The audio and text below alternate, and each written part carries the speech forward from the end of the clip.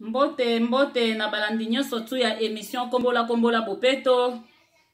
Zamba pambola bino bisika bino nyonso tu bozwami. Ya solo na ye vraiment pona ko présenter vraiment chaîne oyo, ko présenter chaîne oyo ya kombola bopeto. Pona bandeko oyo bayebi yango te. Pona bandeko pe oyo nanu bazo comprendre te. Kombola bopeto eza nini? Kombola bopeto eza vraiment ko poursuivre nini? Kombola bopeto biti pe objectif nango eza nini? Donc pona bato bazo comprendre nanu te. Yango vraiment nalingi to meka ko solola. To ebana ko solola. Pona bato ebana ko comprendre pourquoi chaîne oyo ya kombola bopeto. Pourquoi chaîne oyo ye na kati na internet. Donc en tout cas yango nalingi vraiment to ebana ko solola. To ebana ko solola pona bandeko ba ebana ko comprendre pona nini chaîne oyo ya kombola bopeto.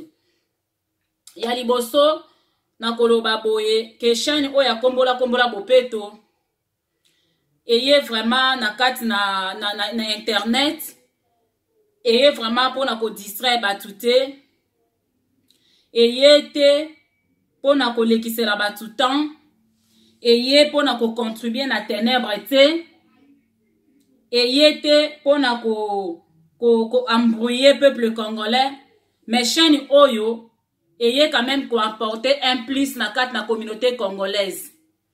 Chaîne oyo et pour apporter un plus na kat na communauté congolaise. Et pour nako mema bopeto esika oyo salite ezali. Et pour nako mema mwinda esika oyo ténèbres eza. Et pour nako mema ba valeur esika ba anti-valeur eza. Et pour nako kotisa quand même quelque chose ya malamu na kati na communauté congolaise. Ezo sala pasi pe mawa mingi vraiment pona kotala ba chaîne ebele oyo ezali na kati na communauté na biso congolaise. En tout cas eza ba chaîne moko tozo mona ke eza komema vraiment molili na kati na peuple congolais. Eza komema penza obscurité ya makasi na kati na peuple congolais. Tozo mona ke eza na ba chaîne mingi yende ko bakisela batu mabe. Donc mutu tango azalaka kotala internet te azalaka tango susu na mabe na ye mibale to mabe na ye misatu. Mais tango akoti na kati na internet depuis akoma kolanda ba chaîne moko boye donc omona ke vie ya mutu wana s'empirer. Vie ya mutu wana donc baby ya koleka. Donc ma B et se multiplier a comme nango tam susu ba 8 ba 9 ba 10. OK, tant azala na ko tal internet te azala tam susu na ma B na ye mibale.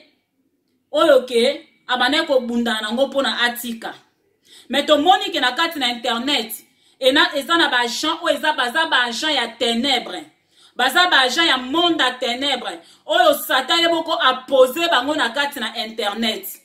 Baye na but ya ko détruire peuple de Dieu. Baye na but ya ko bebisa peuple congolais.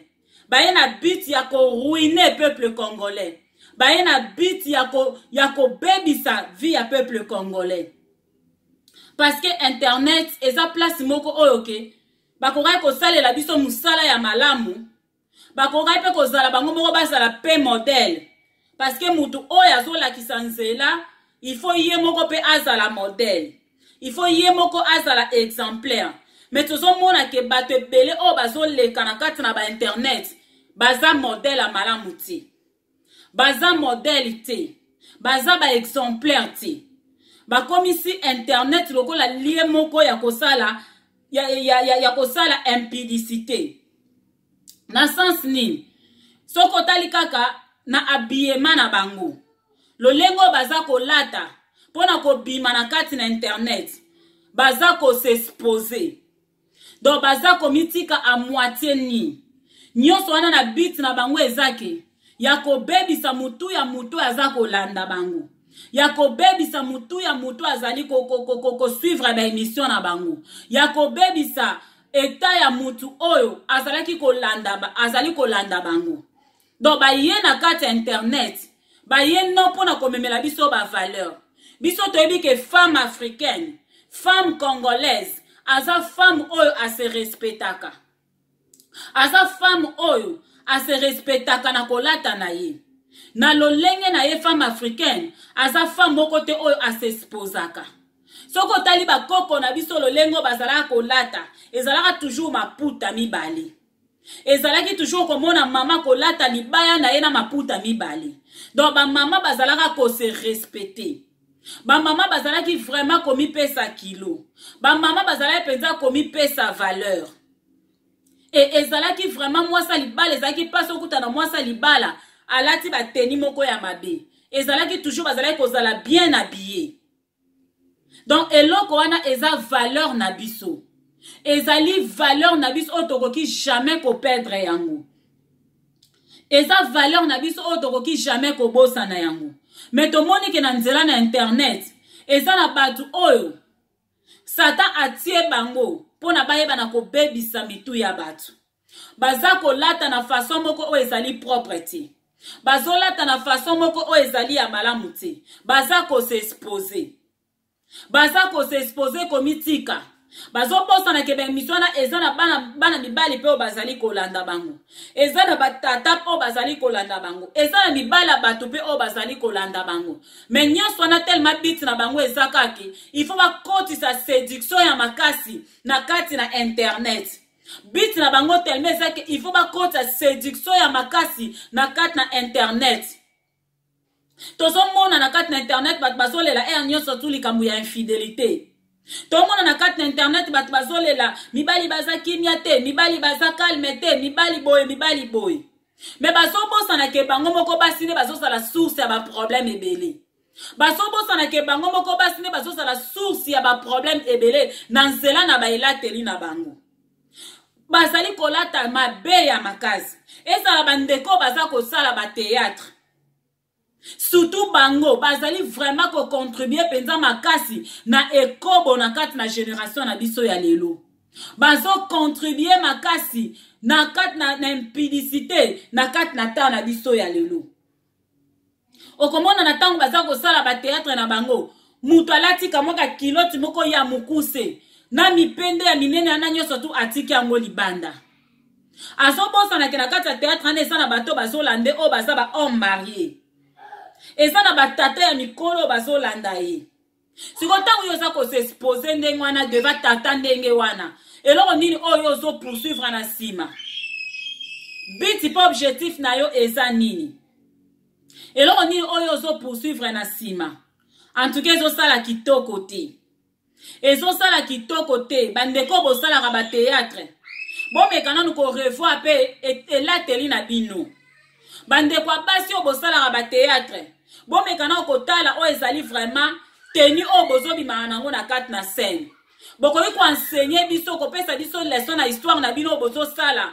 na kobomba mpe nzoto na bino leson ekozala capte leson ekozala capte parce que eza na bandeko mosusu oyo basalaka mpe batéâtre mais soki otali basi na bango modele oyo balataka soki otali bango baza vraiment kose respecte makasi baza kolata na ndenge penza ya bien mais soki otali batéâtre congolaise na batéâtre banigérien donc modele balataka donc baza kosexpose makasi ezosala kitoko te ezosala kitoko te kombola bopeto eza na posa ya ke basalite mosusu elongwa nano na kati vraiment ya batéâtre na kati na bainternet donc basalite mosusu emeka nano kolongwa parce que ezosala vraiment kitoko te tango tozobebisa mito batata na biso tozosala eza eloko malamu te ezosalema wana na tango bozobebisa mitu ya mibali oyo bazokotaka mpona kolanda bino eza na eloko malamu to bino bozopesa bango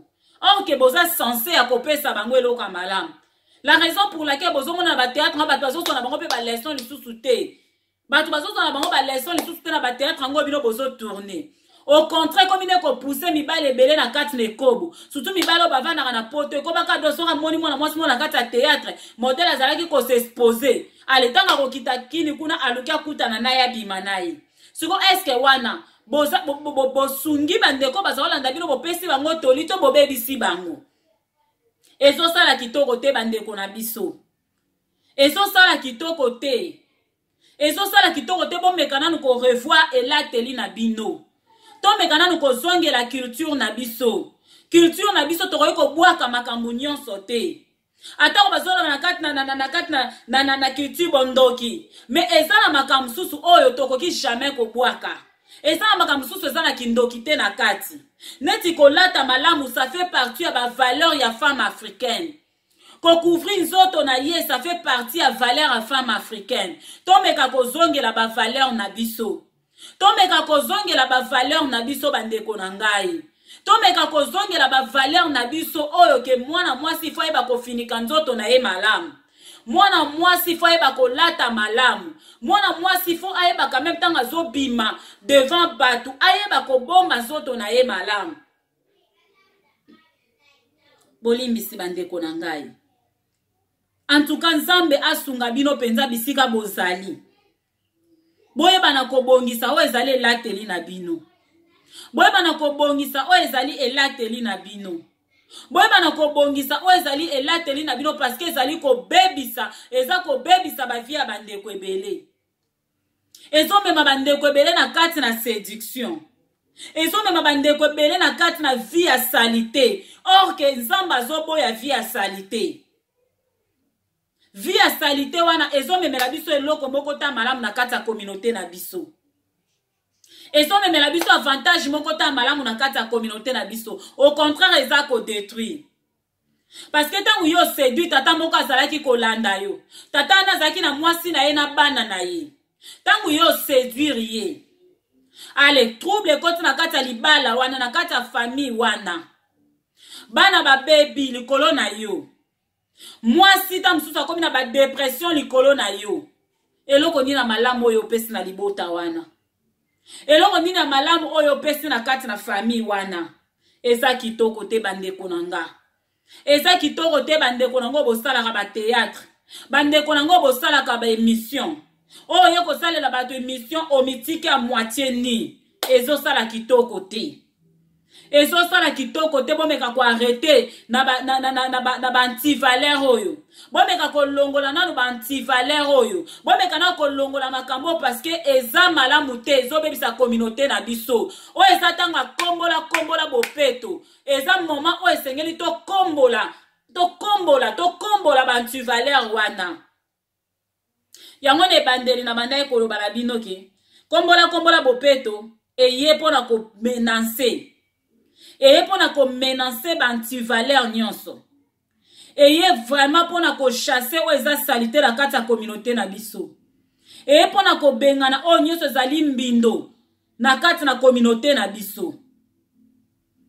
Parce que kombola bopeto eza nango eloko mususu te. Eza nango kaka ke message aux Nzambe pesi biso eza message à sanctification. Message à kombola bopeto oyo Nzambe pesi na peuple congolais eza message ya sainteté. Eza message ya sainteté donc to bana kolongola vraiment ba salité nyonso ba mbindo nyonso tout oyo ezali vraiment tout autour na biso. Oyo ezali vraiment kobebisa ba famille. O ezobebisa mabota, ezobebisa bana, ezobebisa batata, ezobebisa ba mama. Toye bana na kolongola ngo penza ekendela mosika na biso. Nzambe soka pesi message oyo. Eza po alingi vi na ngana yo échanger. Po alingi ke salite nyonso ezaki tout autour na biso, tolongola ngo to bwaka ngo mosika. Parce que ezo sala kitoko te. Tozo rate mapamboli ebele pa ya Nzambe. Nzambe azalaka injuste te. Ke apambola ka bamboka mususu bonga boya kopambola Kongo. Nzambe aza injuste te.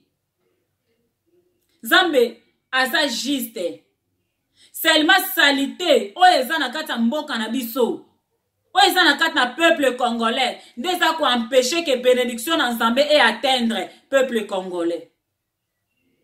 Eza ko pekisa ke bénédiction na Nzambe et comme la peuple congolais. Yangwana vraiment. Te bana kosala musala ya kokombola. Toyeba na kosala musala kokombola. Oza président ya équipe. O dirijaka groupe moko ya théâtre. Meka pe kotia ba loi na kati ya groupe na yo. Meka pe na nukotia ba loi na kati ya groupe na yo. Groupe na yo esengeli na ba loi. Ba principe feza na kati ya groupe na yo. Kotika groupe na yo eza na laisser aller te. Eza la lokola wenzete o mutu akokota ndenga lingi abimi ndenga lingi. Tango za chef quand même faut la peine na autorité pe pouvoir wana ya kotia loi esika oyo ozali. Oza chef ya groupe a théâtre mais kana kotia pe loi. Na ba fi oyo ba tourna ka ba théâtre na kata ba groupe na bino. Na bana basi oyo basala ka théâtre na kata groupe na bino. Bombe kana na pe ko rééduquer bango. Bombe kana ko taba loi ke soko lati malamu te oko tourner te. Pona ko sala pièce oyo ke aza mwasa ndumba azaka ko obligé te amitika a s'exposer. Azaka obligé te. Boko te abiso ke lisola mwasa ndumba mais sans pour autant que ayeba toujours na ko s'exposer. Laissez ko zanango capter. Pour ce temps, ba groupe akala tange bana ko tourner ba groupe salongo. Ba mama wana o ba mama bolingo, ba mama bomengo, to ba bana ko tourner ba théâtre na bango. Et ça là quand même ata so tourner moi sandumba. Mais o kotika la komona ete ke sika moka la tele bino ka kiloti moko ya mukuse mipende na nyonso atiki libanda. Ba mama belana batika la ko sala ngoti. Ako tourner à sa deuxième bureau, à sa ta mususu mwasi moko yibaka mobala batu, à sa mwasa nduma moko tika la komona te place moko oke a tourner la batu a mitika bolumbu. Mais pourquoi quand on attend na biso ya lelonde il fait comme on a laissé aller? C'est que quelque part bino pe ba président ya ba groupe boza vraiment ko lingake bango ba s'exposer ndenge wana. Pour ceux qui besoin lingangote, il faut quand même botia pe ba loi na kata ba groupe na bino.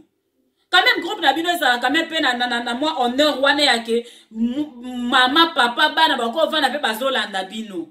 Mais ba théâtre na bino lelo donc comme tellement d'insanité moko ya makaso ke et comme na soni ko landa théâtre na bana. Et comme na soni ke bo vana bana bo landa théâtre. To comme na ko boya ke mo bana balanda na bango ba théâtre. Pourquoi? Parce que tout le monde a un modèle moroté malamu o bango bakozwa même si bino bozo ya na ndenge neti ke bozo ko pesa ba leçon ke bozo ko enseigner batu mais modèle bozo présenter loko na bino en tout cas ezo pesa posate OK façon na bino pe ya ko présenter loko na bino il fait pesa batu posa ya kolanda. Mais ceux qui ba latela modèle ndenge wana bozo bosa na ke mamusu baza faible tanga ko monde latela wana aleye pa komi ko copier akomi ko lata ndenge wana. OK ceux qui bino na kata ba théâtre na biso ba théâtre na so congolaise bozo maintenir vraiment culture na biso ya ko couvrir nzoto ya ko lata penza décemment ya ko lata malamu boko pesa pe loko moko boye na bato ba Holanda bino. Boko pese loko moko ay malamu na bato ba Holanda bino. Mais ceux qui ça que boza kaka e nyonso tout ko lataka kaka mabe. Donc c'est ça le quoi bozo transmettre batu semence à mabe.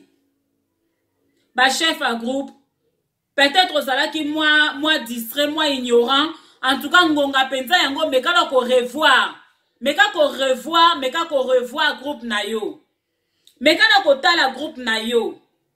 Bato ba travailler na kata groupe na yo. Kwesela bango mitindo. Kwesela bango loi parce que yo sa président ya groupe. Kwesela bango mitindo ke na lingi na kata groupe ototambola boy. Oya lingi to tamboli na ye. Oya lingi te inaka kite. Soko te loi ndenge wana omona ke lokola bana besoin mbongo bako se soumettre. Bako luka balata malamu.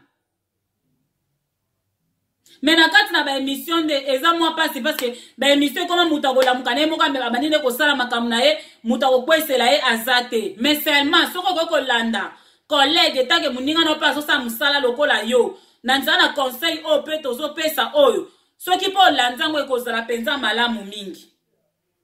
Tango ozobima mpona osala bemission luka quand même olata malamu, luka quand même ocouvrir nzoto na yo malamu. Parce que kitoko ezaka ateke il faut omitika polele nde po bato bamona yo kitoko. Okoki kocouvrir nzoto na yo pe bien mais obimi pe kitoko na miso na bato. En tout cas vraiment na bondeli bino bomeka kotala pe lolenge na bino akolata. Bomeka kotala lolenge na bino akolata eza très important. Bomeka kobongisa lolenge na bino ya kolata bandeko na ngai. Bomeka kobongisa lolenge na bino abiyema na bino. Bomeka kobongisa ngo. Eza très important. Eza très important bandeko na ngai. Eza très important. Bobongisa elateli na bino. En tout cas, toluka tolongola bantivaleur na kati ya communauté na biso congolaise. Tolmeka nanu kolongola mwa basalite oyo eza na kati na internet na biso ya bakongo na kati ya internet. Oyo eza na kati na bemission na biso, oyo eza na kati na bateatre na biso, tomeka nanu kolongola mwa bantivaleur. Tomeka nanu kolongola mwa bantivaleur ekosala malamu mingi. Ekosala malamu mingi, nzambe pa kosepela na biso. Nzambe soka sepela na biso, tokobika benediction na nzambe. En tout cas, boteni kombola bopeto regardez.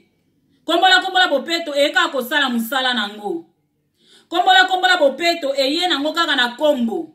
Pona koyeba na kolongola ka salite. Eye nango kaka pona kolongola bantivaleur nyonso. Eka pona kolongola bambindo nyonso. Pona ke ba environnement nyonso ekoma propre.